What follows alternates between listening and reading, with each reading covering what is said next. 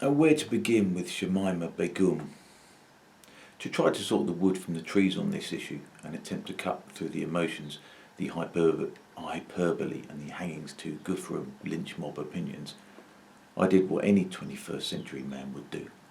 I looked on Wikipedia. As background, it details her and her companion's midnight flit from Gatwick to Istanbul. It then states their families went to Turkey in March to probe the disappearance, deeming the police investigation inadequate. Now there's a surprise. An inadequate investigation from our brave and noble police force? Surely there's some mistake. Because judging the police on their recent record, I would venture an opinion that their only inadequacy was in not bussing in as many promiscuous non-Muslim girls that they could round up from the streets of Rotherham and Rochdale, Telford, Oxford, Bristol and Newcastle to join them on not so much as a Club 1830 jaunt, but more an Islamic Club 8 to 13 holiday to the Caliphate. But I digress. It also states at the Home Affairs Select Committee, then Metropolitan Police Commissioner Bernard Hogan Howe stated they would not face criminal charges if they returned to the United Kingdom. And so here we are, with Miss Begum, a brand new mother of a brand new baby boy, now wanting to return to good old Blighty, although in fairness, she doesn't refer to it with that jocular term of endearment. Although she does say, I actually do support some British values and I'm willing to go back to the UK and settle back again and rehabilitate and that stuff. Well, thank the Lord, as she does support some British values.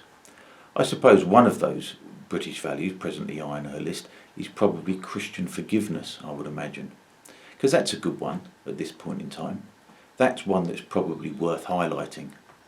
She does only say some British values though, so we can only guess at the ones that she doesn't support.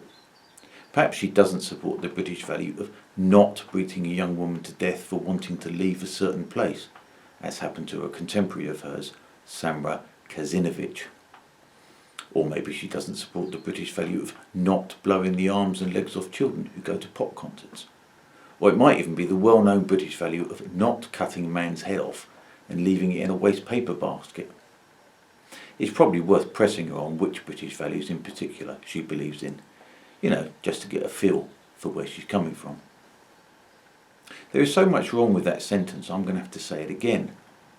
I actually do support some British values and I'm willing to go back to the UK and settle back again and rehabilitate and that stuff.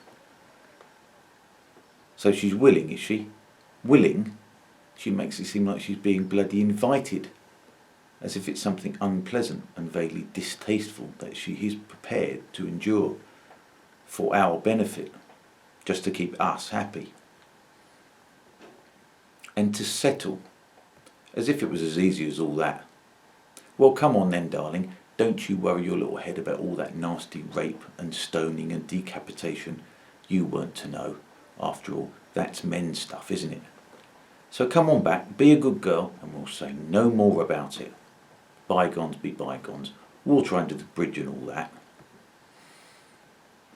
And rehabilitate and that stuff. Stuff is what your 13-year-old says when you ask him what he did at school today. And rehabilitate is defined as restore someone to health or normal life by training and therapy after imprisonment, addiction or illness. Or, as could be applied to her as a classic piece of British understatement, restore someone to former privileges or reputation after a period of disfavour. So Shamima, my little sultana, you have a period of disfavour to endure. Now, in a hectic news week, events have come too thick and too fast to be able to get a handle on them, with the news that Miss Begum has had her British citizenship revoked by Sajid Javid, the Home Secretary. Now, although it seems as if this revocation of her nationality is thoroughly deserved, given her frankly unbelievable lack of remorse, it has left me feeling somewhat uneasy. I wasn't aware that a person's nationality could be revoked, since it would leave them stateless. Not that I'm concerned about any difficulties she may encounter, only about how such an act by the British state might affect the rest of us. However, it has emerged that she does, or did, hold dual British Bangladeshi citizenship, so maybe that's not the case here. But I am left wondering what the Bangladeshi government might think of Javid's move. Now that she has only her Bangladeshi citizenship, it would seem that Bangladesh can no longer do the same thing, and are now left with the responsibility of dealing with the case that Britain has washed its hands of. In all probability, Bangladesh wants her as one of their own, no more than Britain does. So is this an example of a diplomatic preemptive strike? And if so, what would we have done if Bangladesh had got in there first? But with regard to the Home Secretary's act of revoking her citizenship, I fear that, although it was an understandable attempt to reflect the national mood, it may yet backfire. Knee-jerk law is very rarely good law, and a climb down may be in prospect if it's challenged in the courts. As a plumber, I frequently have to hold my nose and perform tasks that I would rather not in order to get the job done. But I've yet to manipulate pipework so that unwanted waste discharges onto a neighbour's property. In this case, Bangladesh may be that wronged neighbour. Sometimes we have to hold our noses and deal with our own shit. I mention this not to display any sympathy for an individual who seems to be not only amoral, but one who seems not to understand that the first rule of pleading is that you admit your mistakes, say what you know your saviours want you to say, even if you're lying, and promise not to do it again. Even a 5-year-old who's eaten a packet of chocolate biscuits and then wants another one the next day knows this. Why doesn't she? She's not 5, she's 19.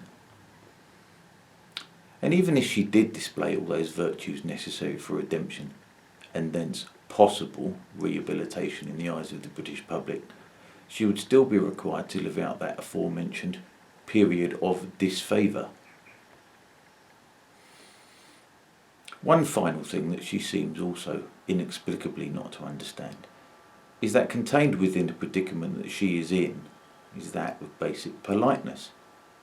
Her interviewer gamely attempted to prize an apology from her for her support of ISIS, and got, at most, a grudging and qualified one. But if you're in her position and you are asking to return to Britain, it might be an idea to actually ask, and that usually involves the word please. Forget for a moment all the higher virtues of humanity, or regret, or humility, or remorse. If there's one British value she could actually start with, it might be just to learn some fucking manners.